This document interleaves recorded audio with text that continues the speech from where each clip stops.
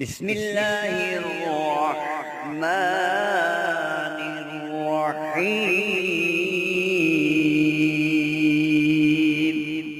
نحمده ونصلي على رسوله الكريم اما بعد فاعوذ بالله من الشيطان الرجيم بسم الله الرحمن الرحيم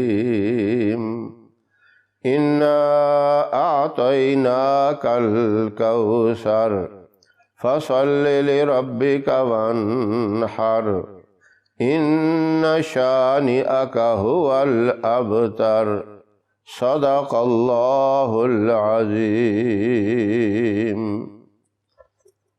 محترم سامعین، السلام علیکم ورحمۃ اللہ وبرکاتہ۔ سورہ کوثر کے بہت زیادہ فضائل ہیں اور اس کے وظائف بھی بہت زیادہ ہیں۔ آج میں آپ سے جو وظیفہ شیئر کرنا چاہتا ہوں وہ بہت کمال کا وظیفہ ہے، بہت بڑے فائدے کا وظیفہ ہے اور بہت ہی طاقتور وظیفہ ہے۔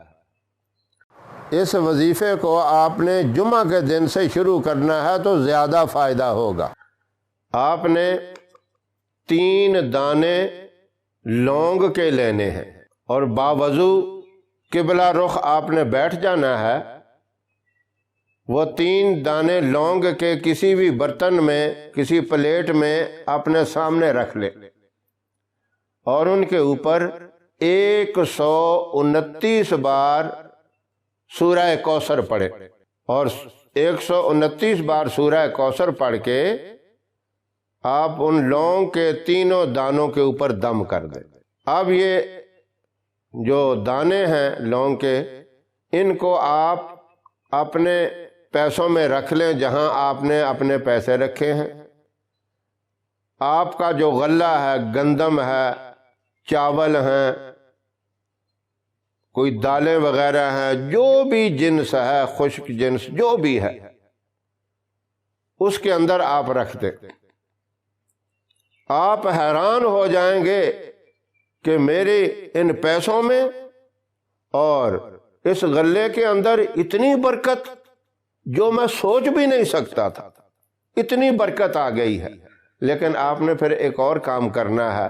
جب بھی اس غلے میں سے آپ آٹے میں بھی رکھ سکتے ہیں، گندم میں، چاولوں میں، جب بھی آپ نے نکالنی ہے کوئی چیز اس میں سے، سورہ کوثر پڑھ کے آپ نے نکالنی ہے چیز۔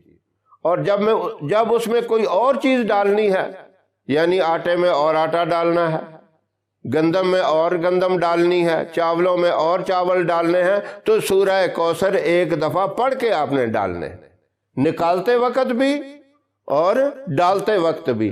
اسی طرح آپ نے پیسے بھی جہاں رکھے ہوئے ہیں، لونگ کے دانے جہاں آپ نے رکھے ہیں، ان پیسوں کو جب نکالنا ہے تب بھی 1 مرتبہ سورہ کوثر پڑھ کے نکالیں، اور جب اس میں اور پیسے رکھنے ہیں تو رکھتے وقت بھی آپ نے 1 مرتبہ سورہ کوثر کو پڑھ کے وہ پیسے رکھنے ہیں۔ اب یہ عمل تمام مرد حضرات، میری محترم مائیں، بہنیں، بیٹیاں بھی کر سکتی ہیں۔ بازار جائیں، شاپنگ کرتے ہیں تو سورہ کوثر پڑھ کے پیسے نکالیں۔ آپ دکاندار کو پیسے دیے، اس نے کچھ پیسے آپ کو واپس دیے، آپ نے اپنے پرس میں یا جہاں بھی رکھے ہیں اس میں رکھنے ہیں، تب بھی سورہ کوثر پڑھ کے رکھیں۔ آپ اس کی برکت دیکھ لینا، اتنی بڑی برکت ہوگی آپ کی سوچ سے بھی زیادہ۔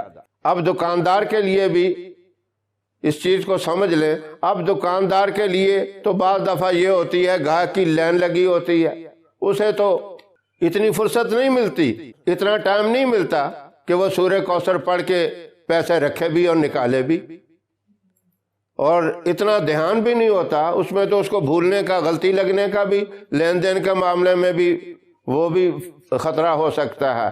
اس کے لیے یہ ہے، پہلے تو اس نے رکھ دیے 129 دفعہ سورہ کوثر پڑھ کے وہ لونگ تو رکھ دیے۔ اب دکان میں بیٹھے ہوئے جب گاہک نہ ہو، فارغ ہو، بیٹھے ہوئے سورہ کوثر کی تلاوت کرتا رہے، پڑھتا رہے۔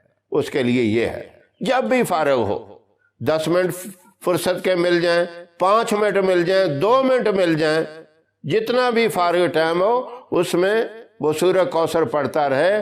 اس کی برکت سے گاہکوں کی اتنی زیادہ رش ہو جائے گی، اتنی اس کے پاس بھیڑ ہو جائے گی، اتنی برکت آ جائے گی کہ وہ حیران ہو جائے گا کہ اللہ کے اس کلام میں جس کے اندر اللہ نے اپنے محبوب کی شان بیان کی ہے، اللہ اس سے اتنا خوش ہوگا، اس کے مال و دولت کے اندر اللہ برکت ڈال دے گا۔ یہ اتنا اہم اور اتنا طاقتور وظیفہ ہے۔ یہ سارے حضرات، اس کی میری ماؤں بہنوں بیٹیوں کو بھی ضرورت ہے، میرے سارے بھائیوں کو بھی ضرورت ہے، کاروباری لوگوں کو بھی ضرورت ہے۔ اللہ اس پہ عمل کرنے کی توفیق عطا فرمائے۔ وآخر دعوانا ان الحمد للہ رب العالمین۔